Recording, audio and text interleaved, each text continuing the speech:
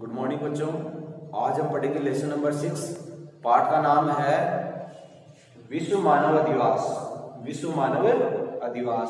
तो इस पाठ में कल अपन पढ़ चुके थे कि अस्थायी अधिवास और स्थायी अधिवास क्या होते हैं। इनके बारे में हमने कल की क्लास में जानकारी प्राप्त की थी। आज हम पढ़ेंगे आगे इस पाठ से संबंधित अगला टॉपिक है, वो है अगला प्रश्न आपसे पूछा जा सकता है किसी मानव बस्ती का स्थायित्व। किसी मानव बस्ती का स्थायित्व किन बातों पर निर्भर करता है। किसी मानव बस्ती का स्थायित्व किन बातों पर निर्भर करता है कि कोई बस्ती है वो आगे बढ़ेगी या नहीं बढ़ेगी, उसका जो स्थायित्व है वो किन बातों पर निर्भर करता है। तो है संसाधनों पर। पहला बिंदु है उसके उत्तर में कि वहां कितने जो बस्ती विकसित होने जा रही है, वहां किस प्रकार के संसाधन है, उन पे उन बस्ती का स्थायित्व निर्भर करता है। दूसरे देशों के साथ अच्छे संबंध, उस बस्ती के दूसरे देशों के साथ अच्छे संबंध होने चाहिए। उस बस्ती की भावी उन्नति की संभावना होनी चाहिए और उस बस्ती की सुरक्षा होनी चाहिए। ये और धार्मिक, आर्थिक, सांस्कृतिक कार्य उस बस्ती में संपन्न होने चाहिए। इन सब बातों पर किसी बस्ती का स्थायित्व निर्भर करता है। अगर ये सारी बातें अगर वहां संपन्न होती है तो उस बस्ती का स्थायित्व ज्यादा लंबा समय तक रहेगा। उसके बाद में अगला प्रश्न आपसे पूछा जा सकता है मानव बस्ती का निर्माण। मानव बस्ती का निर्माण किन उद्देश्यों की पूर्ति के लिए किया जाता है।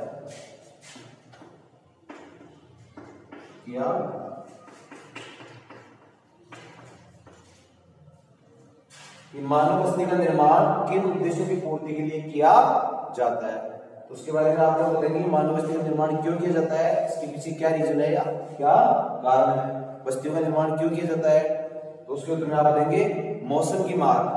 व्यक्ति मौसम की मार से बचने के लिए, व्यक्ति मौसम की मार से बचने के लिए, जंगली जानवरों से सुरक्षा के लिए, जंगली जानवरों से सुरक्षा के लिए, खाद्यान्नों का भंडारण करने के लिए, खाद्यान्नों का भंडारण करने के लिए, विलासितापूर्ण जीवन जीने के लिए, विलासितापूर्ण जीवन जीने के लिए मतलब आरामदायक जीवन जीने के लिए, तथा धार्मिक, आर्थिक व सांस्कृतिक कार्यों का लाभ लेने के लिए मनुष्य बस्तियों का निर्माण करता है।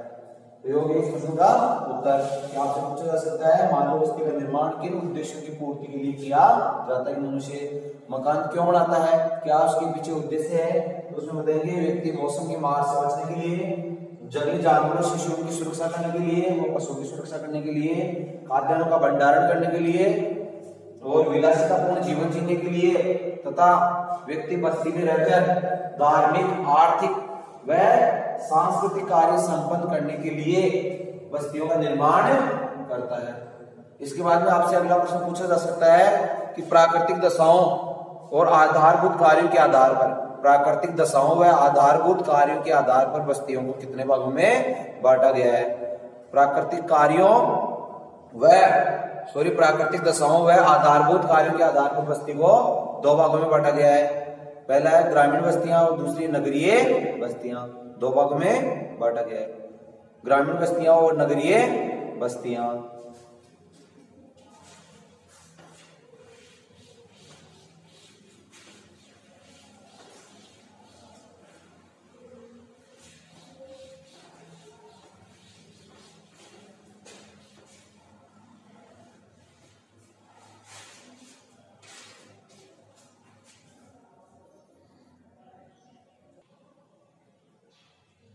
फिर मानव बस्तियों का वर्गीकरण। मानव बस्तियों का वर्गीकरण, तो मानव बस्तियों को दो भागों में बांटा गया है, ग्रामीण बस्तियां और नगरीय बस्तियां। मानव बस्तियों का वर्गीकरण, तो वर्गीकरण दो भागों में किया गया है, ग्रामीण बस्तियां और नगरीय बस्तियां।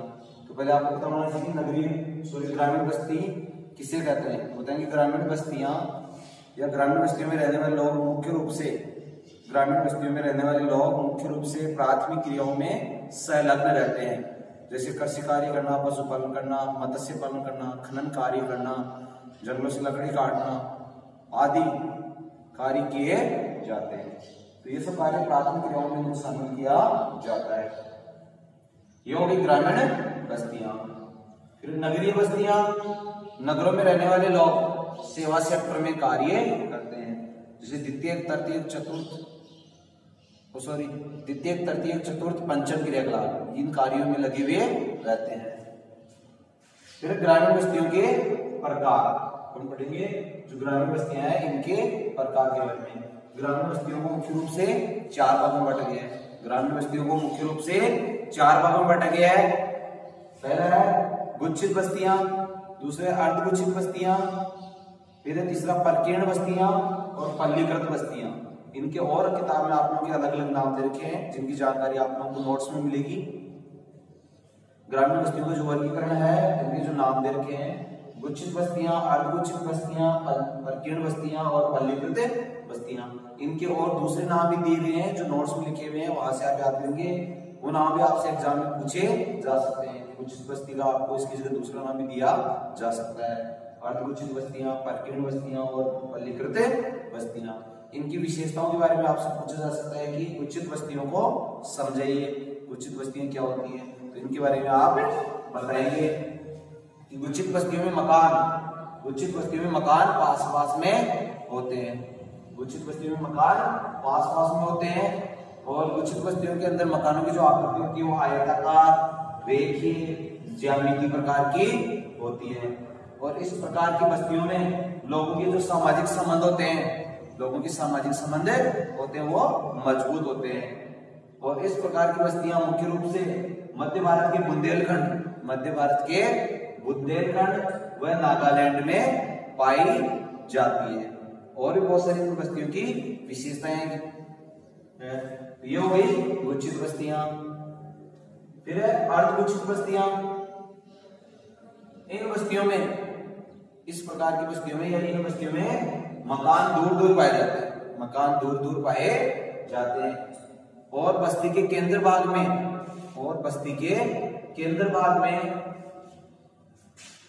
उच्च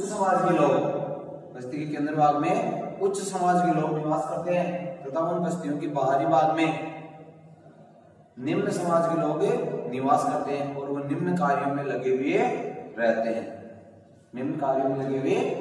हैं। और अर्धगुच्छित बस्तियां, राजस्थान के अंदर आपसे पूछे कि राजस्थान में अर्धगुच्छित बस्तियां कहां देखने को मिल सकती है, इसका उदाहरण बताइए।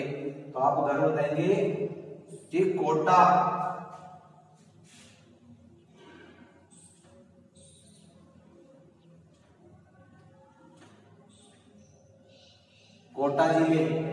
कोटा जिले की सांगोद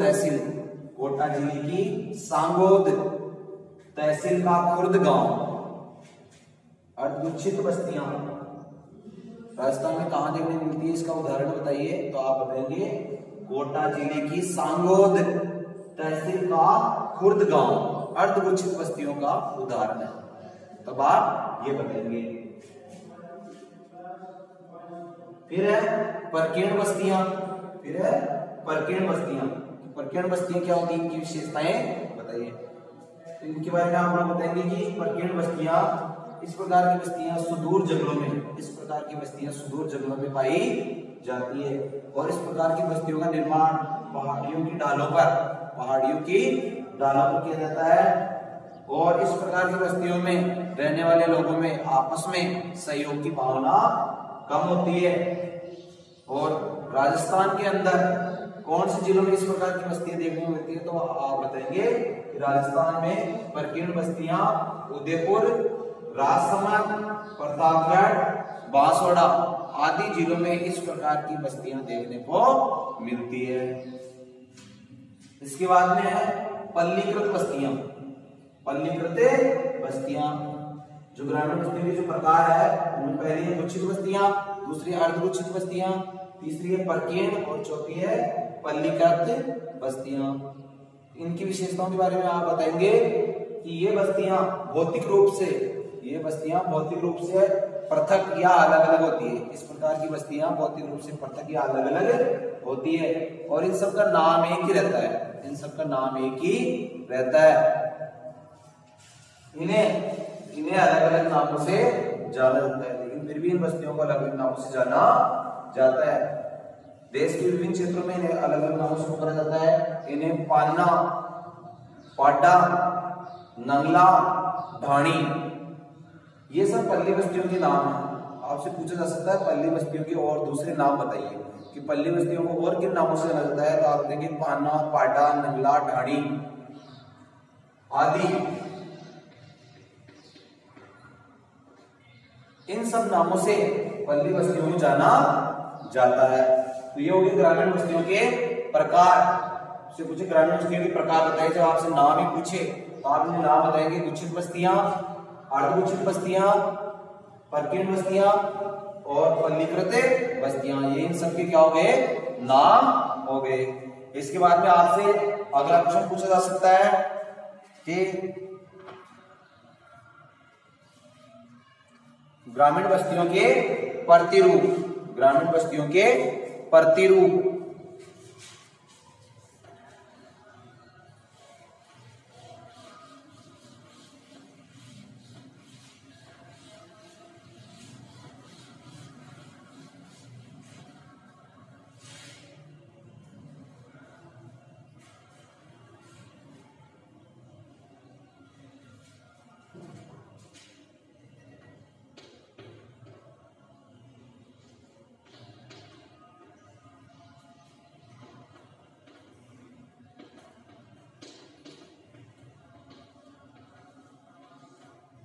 ग्रामीण बस्तियों के प्रतिरूप।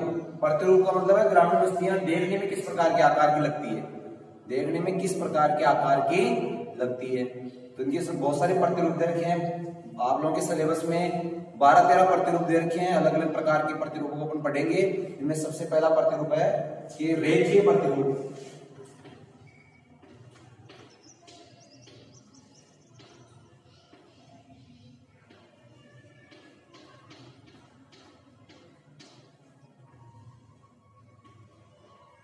ग्रामीण बस्तियों के जो प्रतिरूप है उनमें सबसे पहला है वो है रेखीय प्रतिरूप।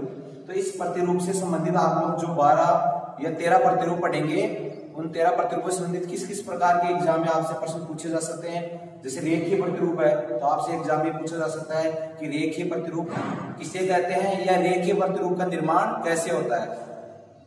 एक प्रश्न तो ये पूछा जा सकता है।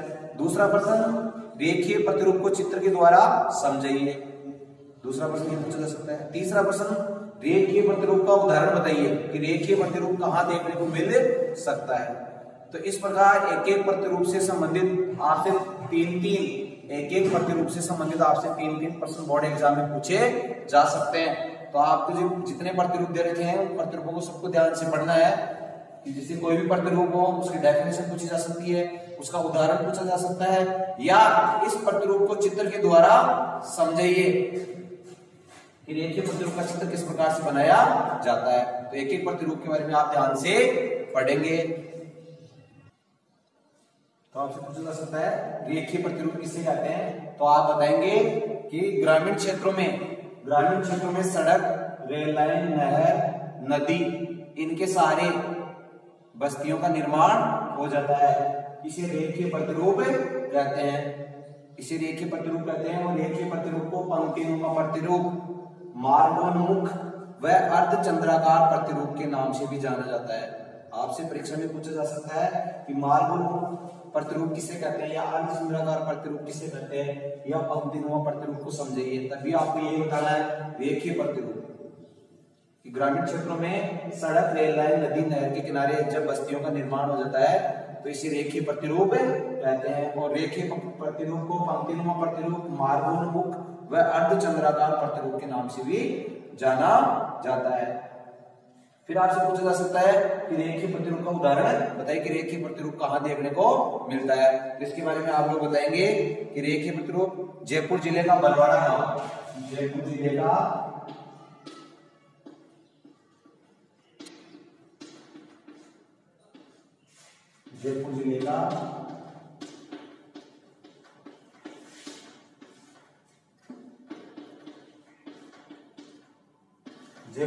बरवाड़ा गांव रेखीय प्रतिरूप का उदाहरण है। जो आपसे पूछेगी रेखीय प्रतिरूप का उदाहरण बताइए तो आप बताएंगे जयपुर जिले का बरवाड़ा गांव रेखीय प्रतिरूप का उदाहरण है। या फिर आपसे पूछेगी रेखीय प्रतिरूप को चित्र द्वारा समझाइए।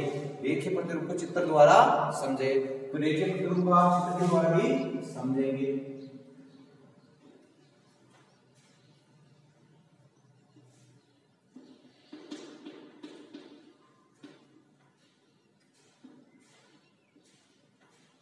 ये तो बीच के अंदर आप लोग जिस दोनों तरफ लाइन है, बीच में क्या है, ये क्या है, सड़क है, बीच में वो सड़क है या कोई भी नहर है या रेलवे लाइन, इसमें से जैसे रेलवे लाइन जा रही है उस प्रकार से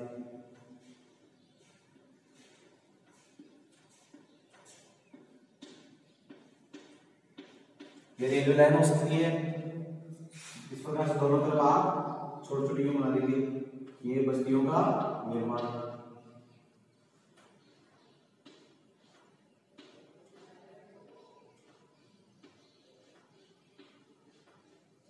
ये रेखीय प्रतिरूप में क्या हो जाएगा, चित्र नीचे लिख देंगे आप लोग।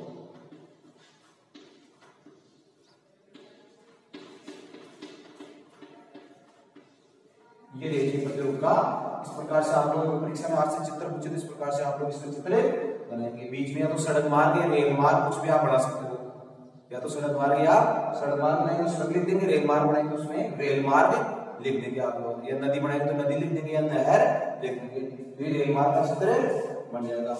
तो ये हो गया रेखीय प्रतिरूप। इसके बाद में अगला प्रतिरूप है तीर प्रतिरूप। तीर प्रतिरूप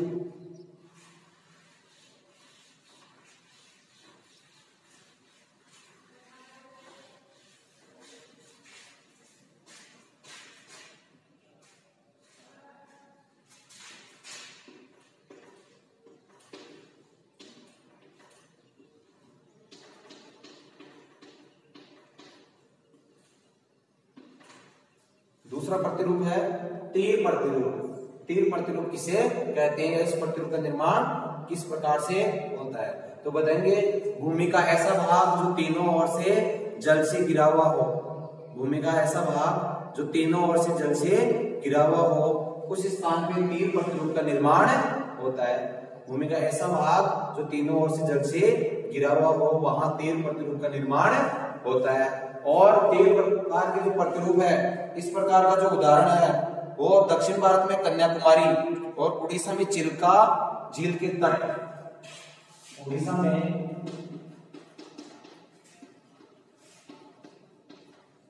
चिल्का झील के तट पर इस प्रकार के प्रतिरूप देखने को मिलते हैं।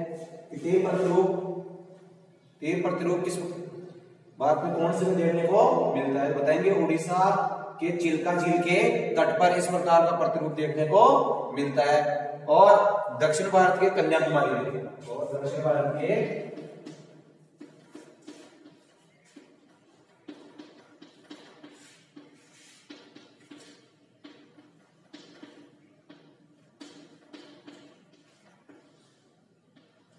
दक्षिण भारत के कन्याकुमारी में तीन प्रतिरूप प्रकार के प्रतिरूप देखने को मिलते हैं। तो इसमें आपसे इसका चित्र पूछे तो आप इसका चित्र भी बना के बताएंगे।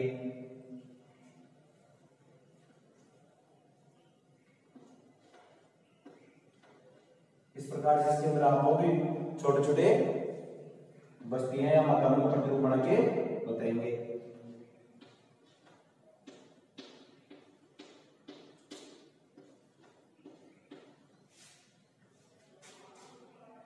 और इसके भूमि का एक ऐसा भाग है जिसमें तीनों ओर से जल से घिरा हुआ हो।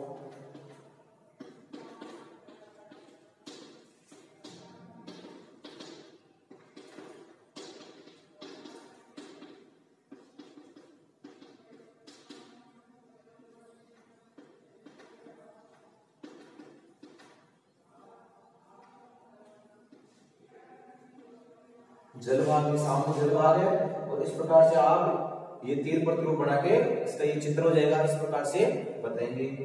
ये हो गया तीर प्रतिरूप। इस तीर प्रतिरूप में मकान इसके अंदर की तरफ भी रहेंगे और बाहरी सामने क्या है, जलभाग है।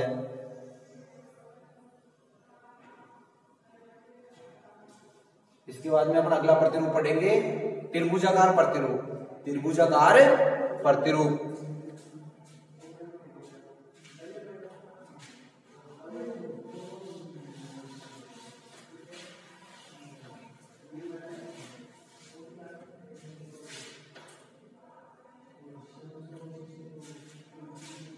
त्रिभुजाकार प्रतिरूप।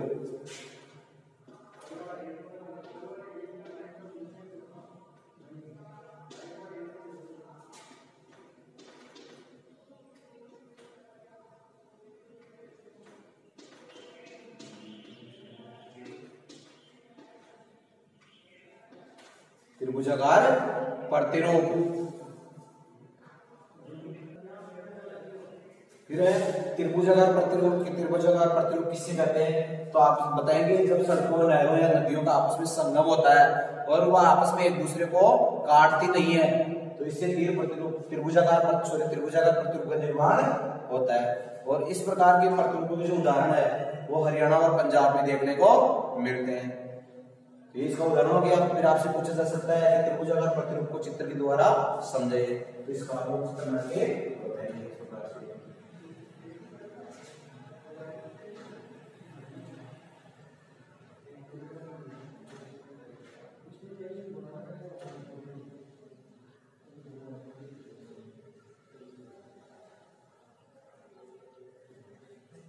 इस प्रकार से त्रिभुजाकार प्रतिरूप का आप चित्र बनाएंगे यहाँ पे।